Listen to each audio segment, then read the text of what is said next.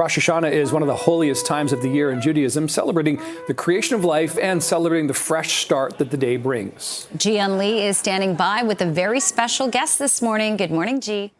Good morning, Jen. Good morning, Nick. That's right. It is a high holiday in the Jewish community of Rosh Hashanah. It starts tonight. And to explain a little bit more and all the delicious food here, we're joined by Jessica Wax. She is a content creator as well as a Jewish community professional. That's right. Happy New Year. How would you say this? Shana Tova. Shana Tova. Beautiful. And I love that you've brought this beautiful display of food. There are certain things within the food and the dishes that symbolize, and there's meaning to it. 100%. Yeah. So Rosh Hashanah is such a wonderful holiday. Mm-hmm. It's the Jewish New Year. We're going into year 5786, believe it or not. Wow. And what's really special is it's just like the same way you'd have New Year's resolutions. Mm-hmm. You want to think and be reflective. What do you want to do in the year ahead? But more importantly, it's about celebrating, being together with friends and family. It's been a tricky time for the Jewish and Canadian community. So anytime we can be together and celebrate our holidays and focus on Jewish joy, it's just so special. So everything here has meaning. It's beautiful, it's festive. And I'll take you through some of the favorite dishes. So the first thing we have here, it's called a simanim salad.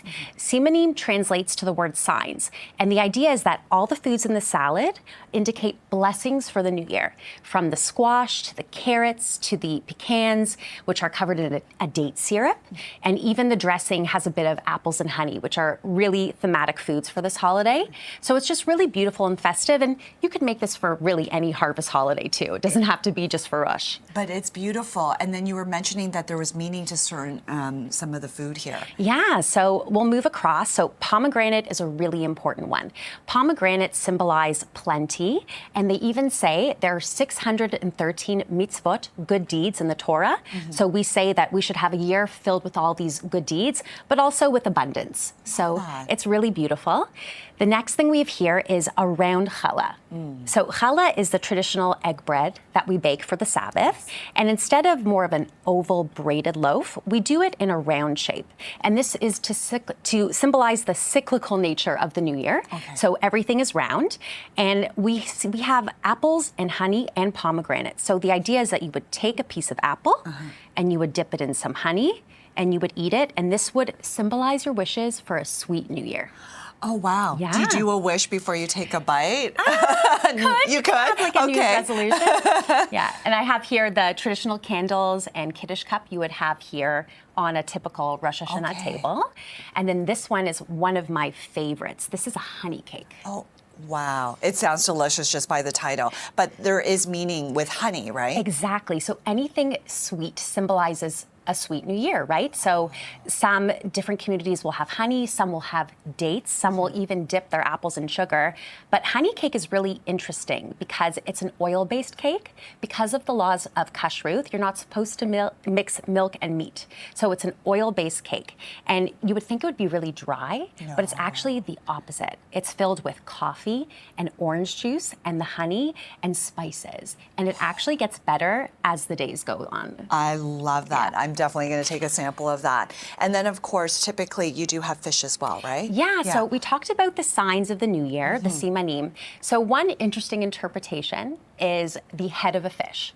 Now, that's not as appetizing, shall we say. Right. So a lot of different groups, and I should say the different groups I mentioned depend on where they come from in the diaspora. So Ashkenazi Jews, which are more of an Eastern European descendant group, versus Sephardic or Mizrahi, sort of the Middle East, North Africa.